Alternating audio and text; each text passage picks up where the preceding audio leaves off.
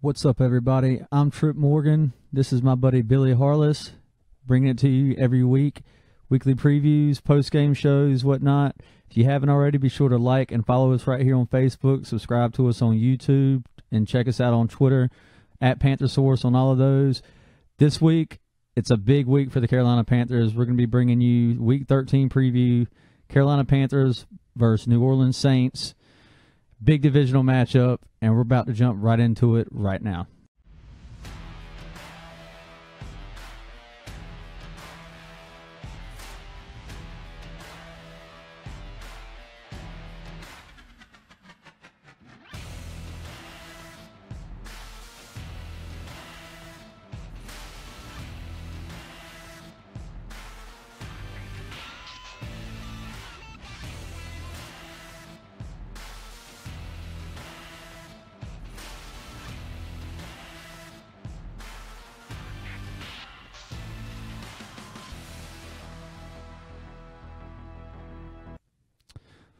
So what's up, everybody? I hope you're doing good tonight.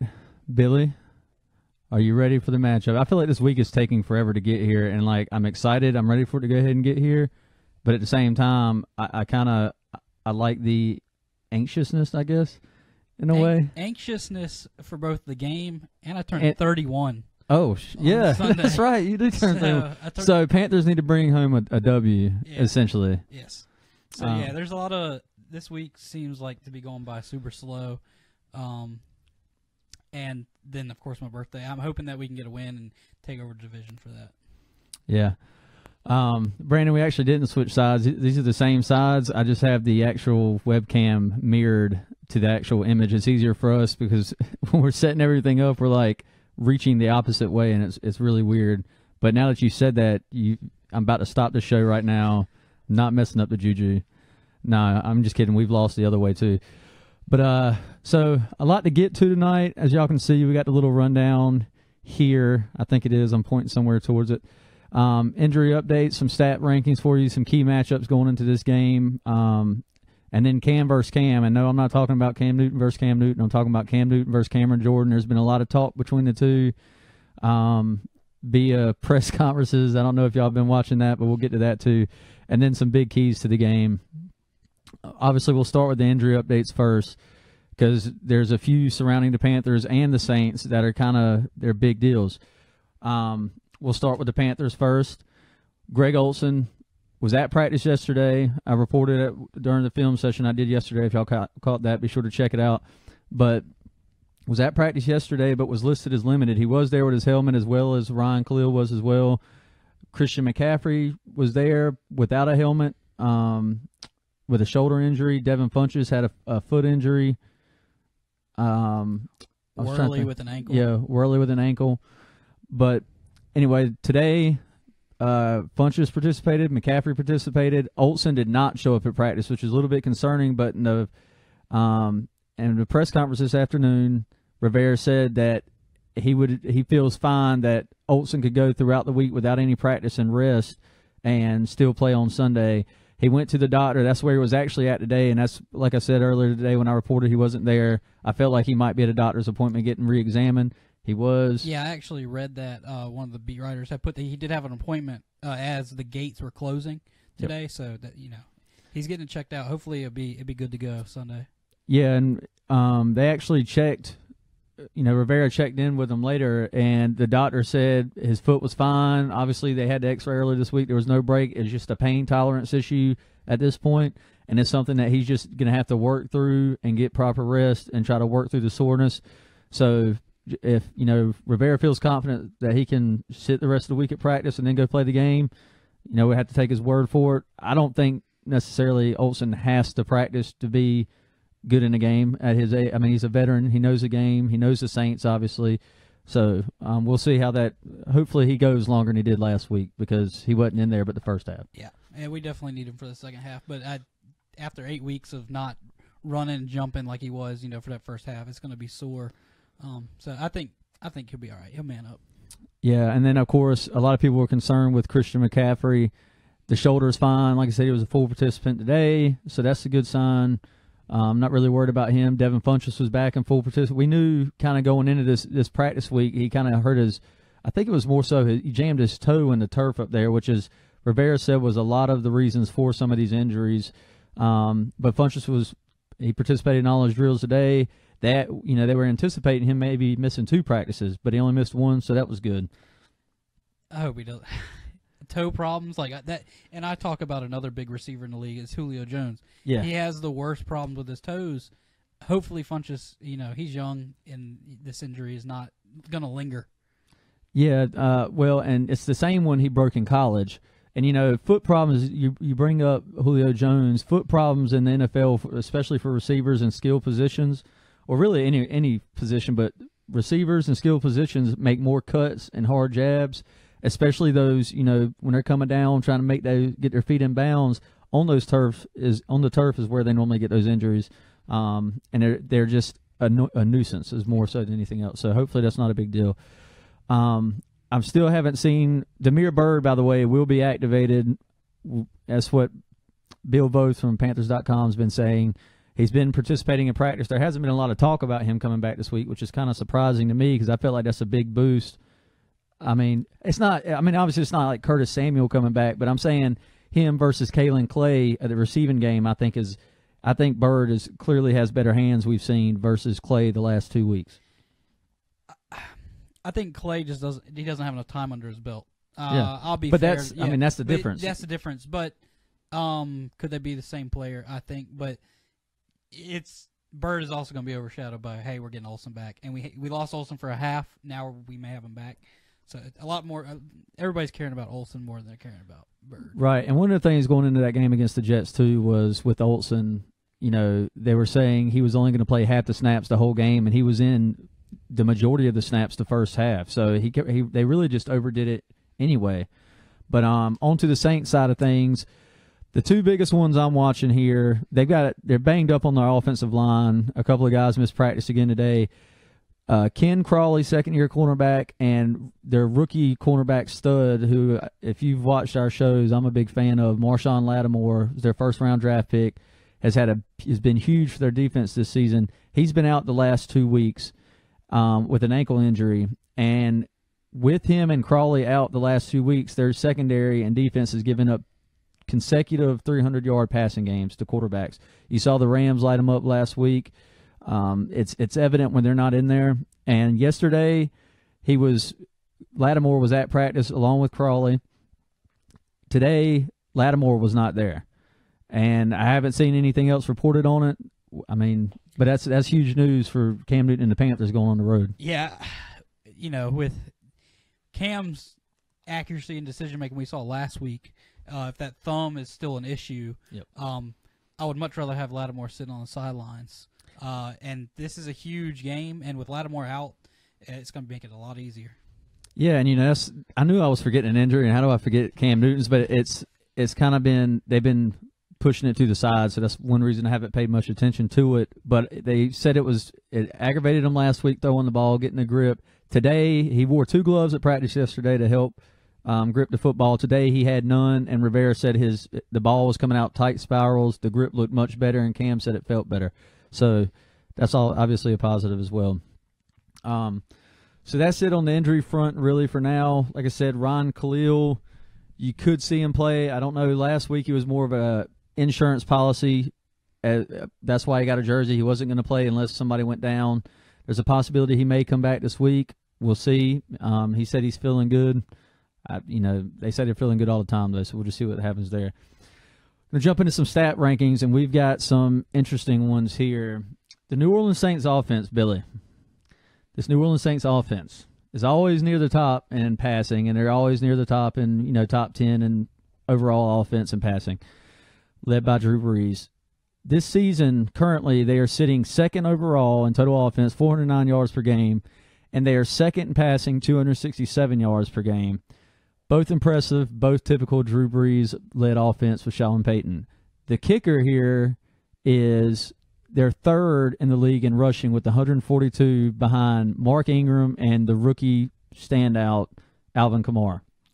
That's the stat that's worrying. That's scary. It's scary because we've seen that the Panthers this season they've had issues yep. with the run game. I knew they had a good run game. I didn't know that they were, they're way up. I mean, of course, we had terrible weeks, but I haven't really been able to watch a lot of games, but I didn't know they were that high up there in the rushing game. Yeah, they're doing good, man. Look, Alvin Kamara's ripping off the big games. Heck, Ingram's had some big games as well. But he's more of that power back who's going to run you over, and they've got a great complement going on. Then you put an offensive-minded head coach like Sean Payton scheming things. I mean, this is right down his alley, and it's been working great. Mix in Michael Thomas, Ted Ginn, you got speed, and you've got the, legit number one receiver in Michael Thomas. So, I mean, everything's going together. Fun fact right quick for Panthers fans. I tweeted this earlier today. Like I said, if y'all follow us on Twitter, I drop a lot of cool little facts and stats and stuff up there that I don't typically drop on Facebook unless we're live. But Ted Ginn is ranked third in the NFL for highest catch percentage this season. According to Next Gen Stats on NFL.com, 77% catch percentage. He has had multiple games where he has caught every target of 6 or more targets. He's caught every one of them. Cam's going to be in the stadium. Maybe he forgets how to catch. You want to know my thoughts on this? Cam throws the damn ball too hard and he can't hold on to it. Yeah, it could. In a lot of the situations, it could be. Cam throws that daggone laser on those slants and stuff, and I really think that's a problem for Ginn. Of course, I was going to say they use him more on the deep and intermediate passes in New Orleans, but I saw him last week use him on some short stuff as well. So we won't dive into that too much, but anyway. So that's like I said, second overall offense, and then going against the Panthers defense here. Second overall defense, 288 yards per game. Against the pass, they're ranked 6th, and against the rush, they're ranked 3rd, allowing just 83 yards per game. So that right there, there's two, and we'll get to that in the keys of the game. But the rushing aspect for the Panthers defense is one that's big for me because in this first matchup, the Saints totaled 149 total rushing yards on the ground. Ingram with 56, Kamara with 37. Peterson at the time, he's no longer with them, which has really opened up that run game for them. Had 9 carries for 33 yards. They were all getting those chunks, and we were talking about that game when we were watching it live, that, these holes that they're getting in these 5-7 yard run plays, you give Drew Brees a play-action pass game, and that's bad news for you. And it paid off for him. The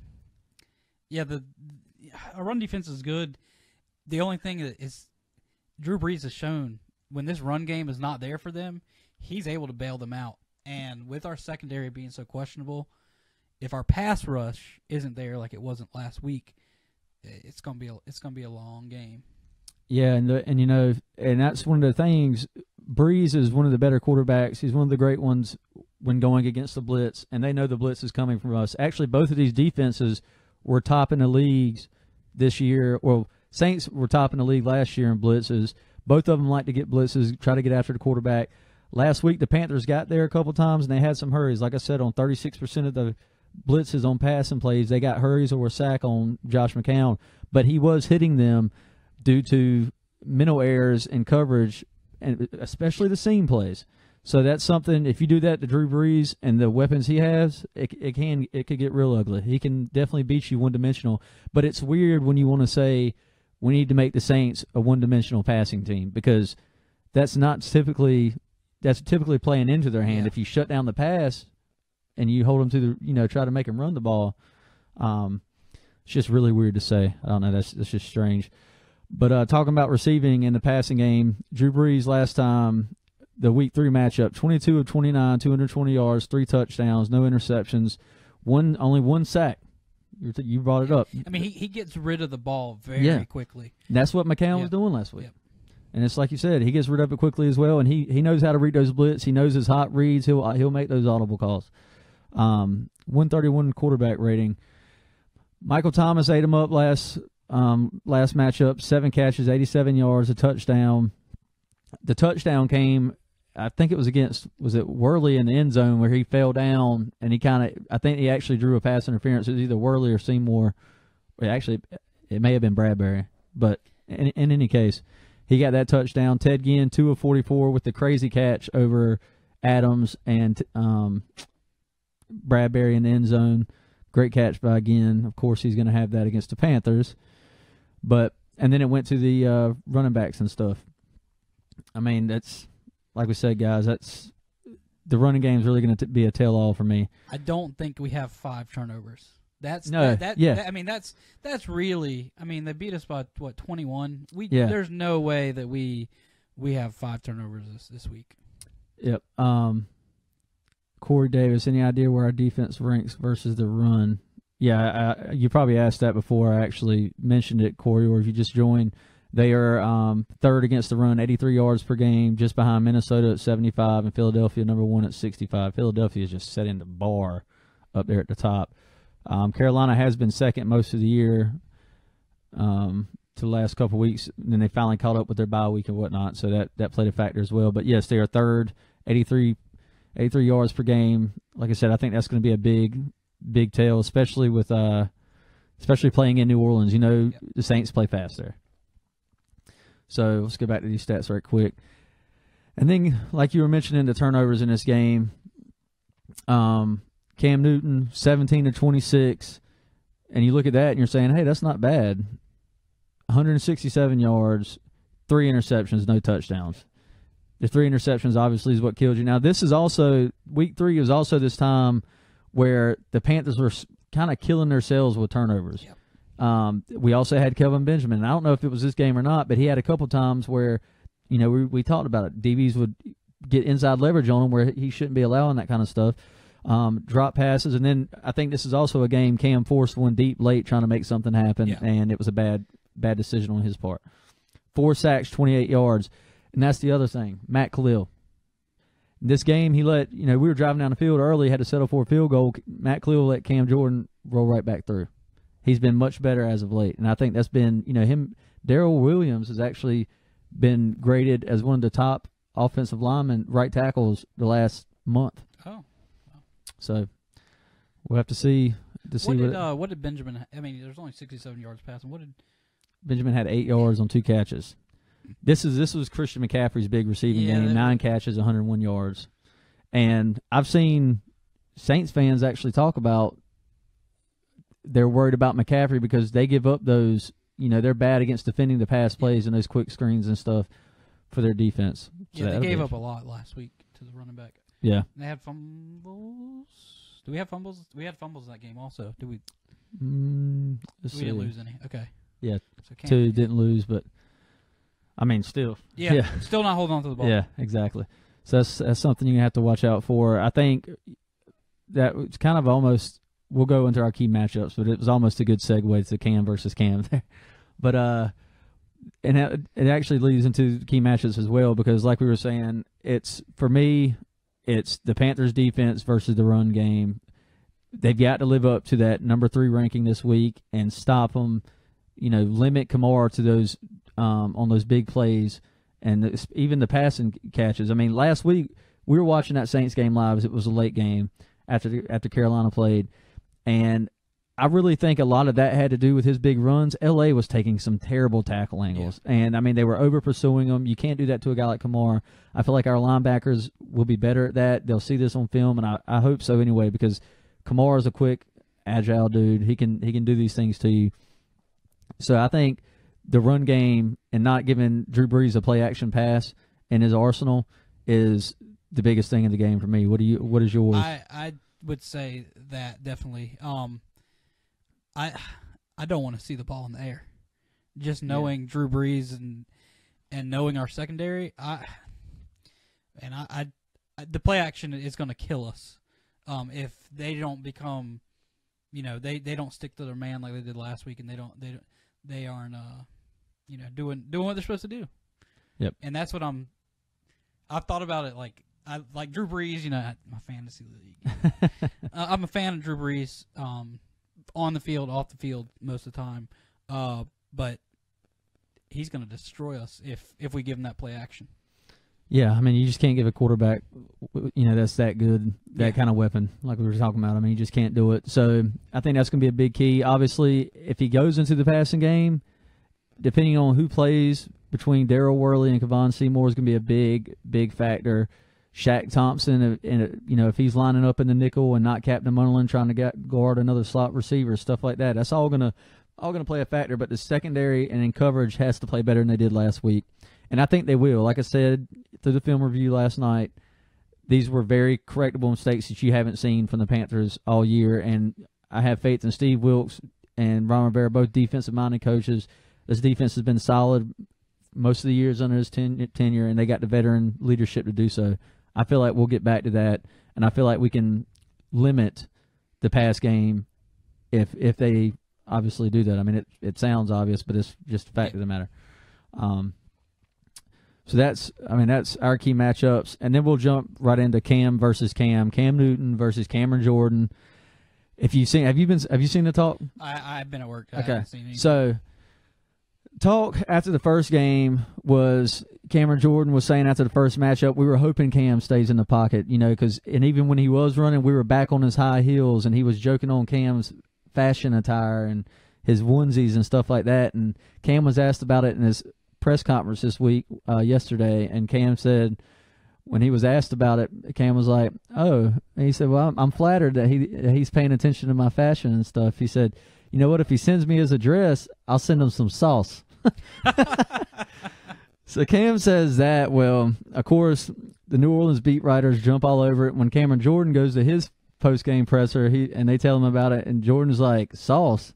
He said, "What is sauce?" He said, "I don't know what that is. I'm scared."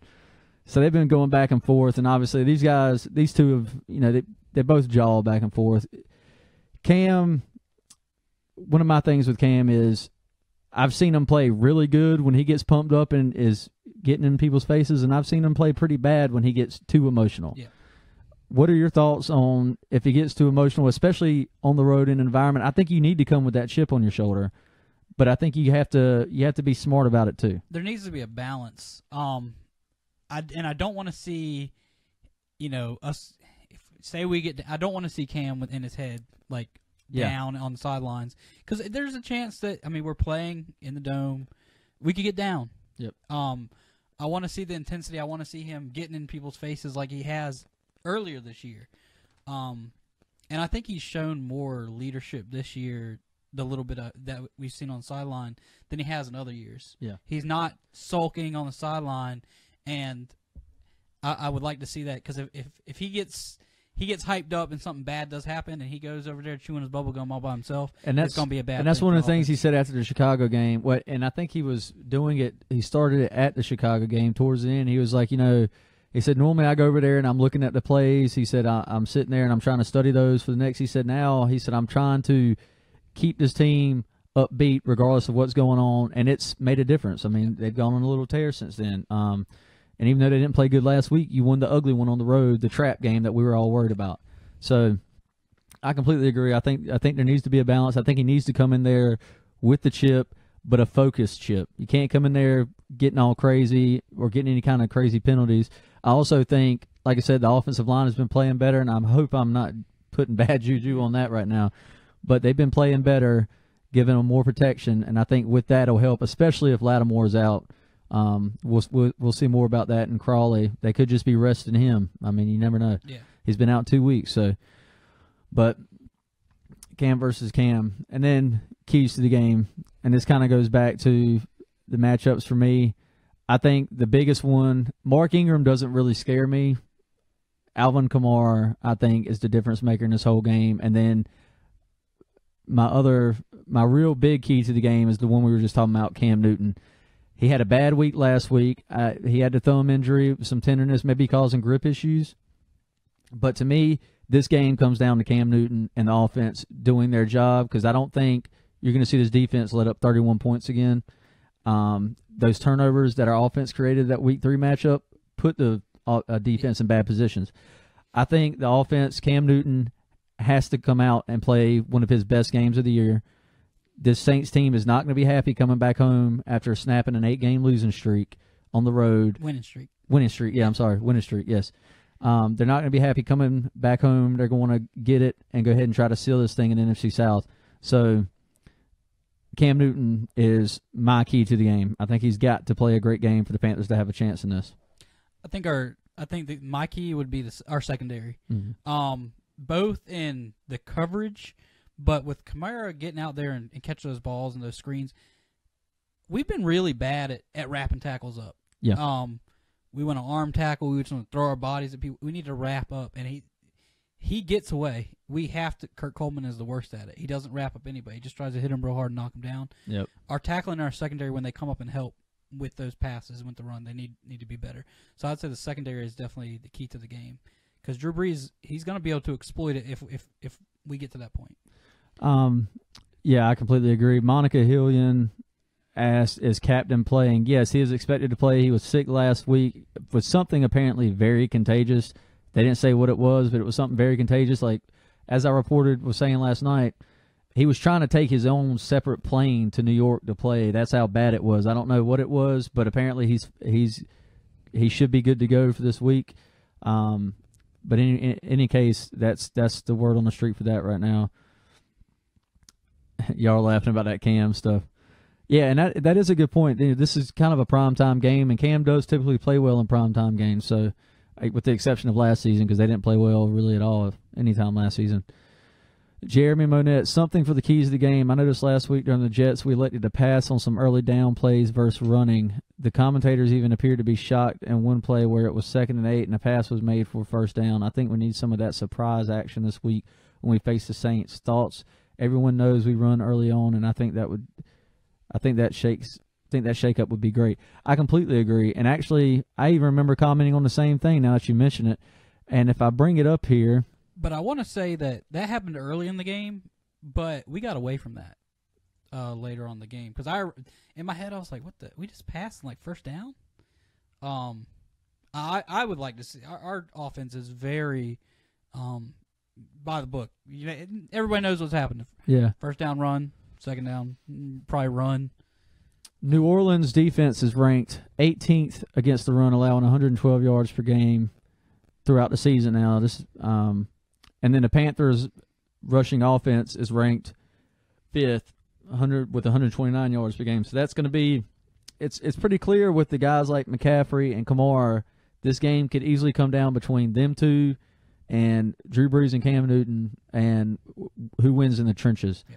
I think pressure, and obviously one of the big factors, who can force the turnovers and help their offense out. That's going to be a big issue. It's going to be a big road game for Carolina in that aspect. Let's see here. I'm trying to find out where it was. Okay, Mark Strickland. We need this win no matter what. Yep. Can't let the Saints come out and score on the first drive. That sets the tone for the last game. Yeah, and that really depends on the coin toss. I can tell you right now, if Carolina wins the coin toss, they're going to defer to the second half, and they're going to try to get out there and get a stop early. That's what they do. And you could see the way the Saints defense, well, not the last 2 weeks, but with their improvements, they could do the same thing. But I feel like Sean Payton would want to take that ball, try to go ahead and score, and put the pressure on early offensively, because he's an offensive-minded guy. Let's see here. John Kalishaw, who was sick. It was Captain Munnerlyn. That's why he didn't play. Oh, yeah. There we go. So, cool. But, yeah, guys, that's really about all we got. Do you have any crazy – if y'all don't have any more questions or comments anyway, do you have any – you want to throw out any crazy predictions? I'm not going to predict this game. I'm just going to pull like hell for the Carolina Panthers. It's a big one. I think they can win, but they can't make the mistakes they made last week, and I completely think who wins the turnover battle, and Cam Newton's got to play great. I mean, yeah, after last week, he's got to come out and he's got get him going in the run game and early, and give him that weapon. If Greg Olsen is there, try to get him involved. And then, of course, if Lattimore's out, we could see a whole different passing game altogether. But he's got to be healthy, number one, and he's got to play one of his best games of the season, I think, on the road mainly. Yeah, mistake in this venue against this offense is huge. Cam's got to protect the ball. Cam's got to make good decisions. McCaffrey's going for 150 total yards. He's just saying that. How many touchdowns? Any? Man, he don't ever get touchdowns. Yeah. I was going to say, he's just saying that because he's got him in fantasy too. That plays a part.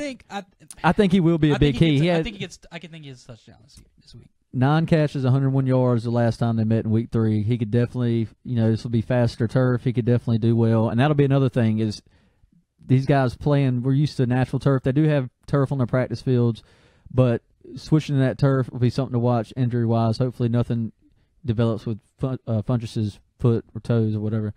I think Funchess gets 100 yards again. Nice. I would gladly take that. Y'all dump in y'all's predictions, and we'll go through those if you want. Jay Prey, 31-28 Cats. I believe it could be that kind of game. You know, this I was telling Zach Luttrell of the Roaring Riot earlier today. He had a podcast for this week, and he was talking about, can you remember the last time the Panthers had a game that meant this much in the regular season that felt like a playoff? And they couldn't think about it on the podcast, so I tweeted him today, and I said, I listened to your podcast, and I said, this game reminds me of 2013 against the Saints at home when we won on the last-second touchdown to win the NFC South. Is that the rain game? Yeah, the rain game. Oh, my God, yeah. I was like, that's exactly what this reminds me of. It's just in New Orleans. Obviously, you can't have a downpour there. Yeah. But it's that intense. It's got that playoff atmosphere. But the crazy thing is the Falcons only have 4 losses. This season's far from over. Carolina has to play Minnesota next week. They are back at home. And then you have Green Bay. We talked about it. Aaron Rodgers could be back. That game's also at home, luckily. And then you got Tampa Bay, and then you have the Falcons to close out the season. And that game, if things shake out, could be another big one for the NFC South. So we'll have to see. And, of course, this win is huge. But if Rodgers, you can talk about Rodgers again, but that team is not far behind either. And Hundley is coming into his own. Rodgers comes back when he plays us, and we're sitting in a wild card spot. We could be in trouble. Yeah, I really want the Packers to lose every game before Aaron Rodgers comes back. And even if they did, I still think he's going to do his damnedest to play. Yeah. That's just Aaron Rodgers, and that's any really NFL guy. I think in general, they're competitors. That's how big they are in this game. On ESPN Radio today, they were talking about playoffs, and if Rodgers comes back and they're in contention. All 3 of the people on the show I was listening to said the Packers are going to the Super Bowl. Jesus Christ. They would say that.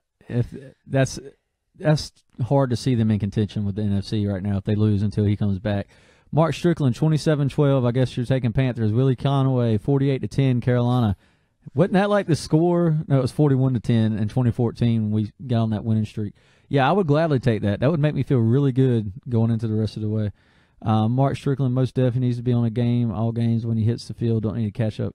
Yeah, don't need to be playing from behind.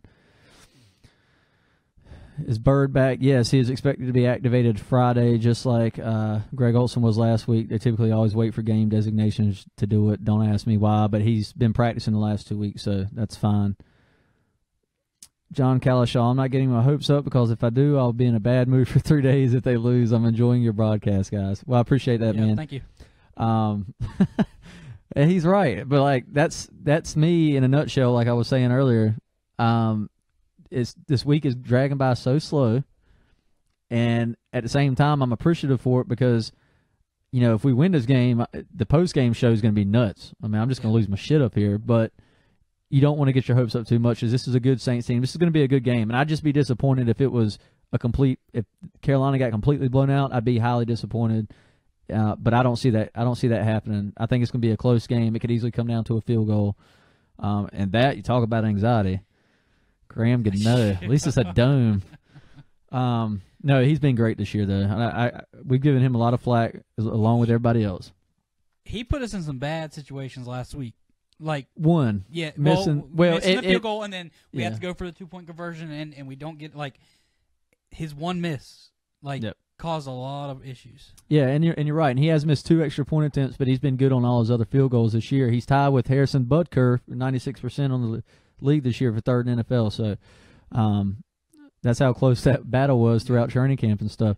I just saw something. Ricky Douglas made a good point here. Falcons lose on Sunday, and we beat Aints and Vikings. Look, that's right, because the Falcons played Minnesota this week.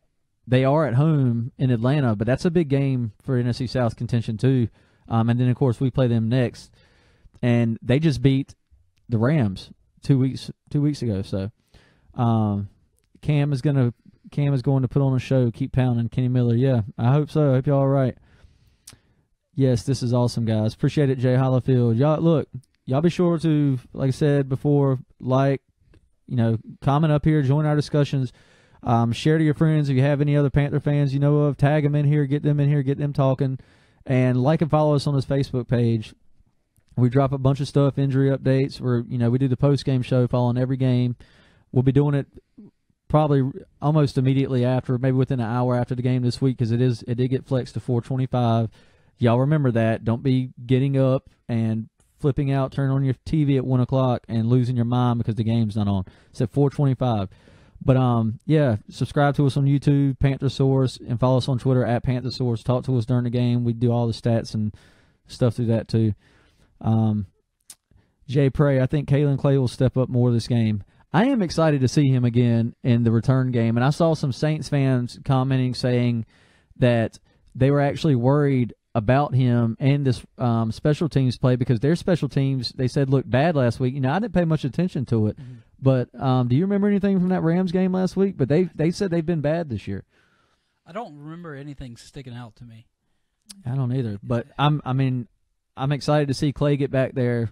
He showed what he could do last week. All he's got to do is make that one cut, and he seems to know that. He didn't do a lot of dancing back there. So, Ken Duncan Jr. wanting a big game from Shaq. Yeah. Eric Herrera, Greg Olson status. He was not at practice today. Rivera said he feels like he can not practice all week and then play in the game. So it sounds like they're not really worried about it. They're just trying to give him rest. It's a pain tolerance issue at this point. His foot examinations have been fine. So it sounds like he's going to play. It's just going to be a pain tolerance thing. Back to this Shaq thing for a minute. Another good point was Vernon Butler had a big game last week after being a healthy scratch the week before for the first time in a long time, really. And that could be something to watch on that defensive front for Carolina. He was disruptive. Yeah. Crashing the pocket. So, Sherlin Fry, we got this. I don't like Clay as a receiver. He doesn't attack the ball. Yeah, look, he's an undrafted rookie free agent, guys. He's in there because Damiere Byrd and Curtis Samuel were both injured.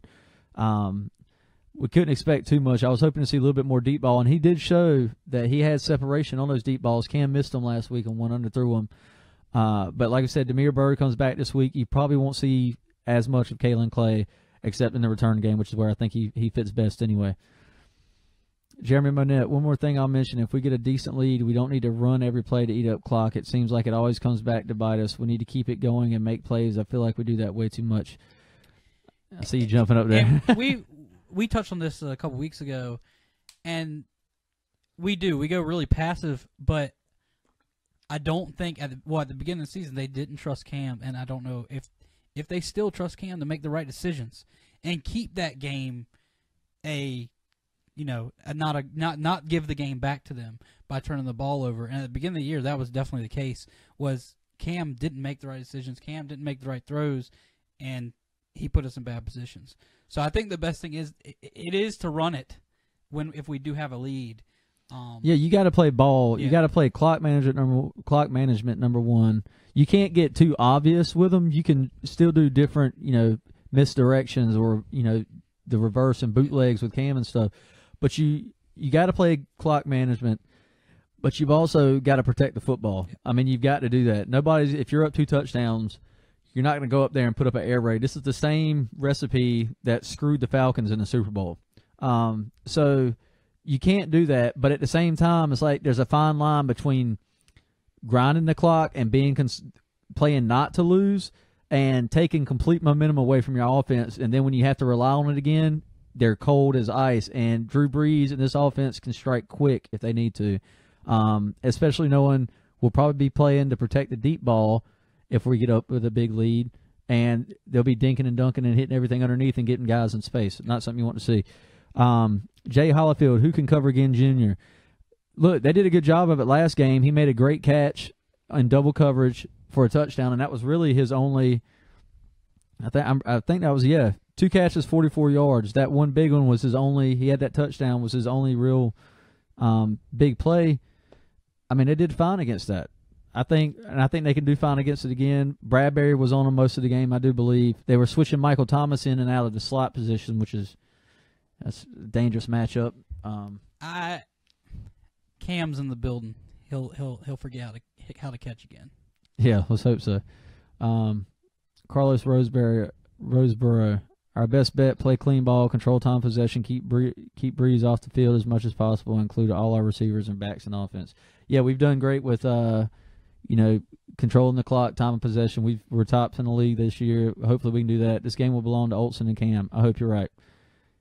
Couldn't agree more, and I hope Olsen comes out and plays big because I mean, not just for the Panthers' sake, but I do have him in fantasy, and I dropped every damn person when he came back due to bench spots. But no, I will take a loss in fantasy every week if it means a win for the Carolina Panthers. I'll take a loss this week for you. Like, I hope you lose. Yeah, I bet you do. I hope you lose. I'm on Billy's heels in the playoffs here. If he loses, he's out. If I win, I'm in. He's just got to win to get in. So, but anyway, all right, guys. Well, I think that's about it for tonight. We don't want to run this thing too long. But like I said before, appreciate y'all joining us. Like, follow, share, comment, tag people, get them back in here for the post-game show. And we look forward to doing this again next week. Hopefully come 9:30 when we go live for the post-game show Sunday night. We're talking about a big Panthers W, and we're in the lead in the NFC South and controlling our own destiny throughout the playoffs for the NFC picture. So I'm Trip Morgan. Keep pounding. Billy Harless. See you guys Sunday.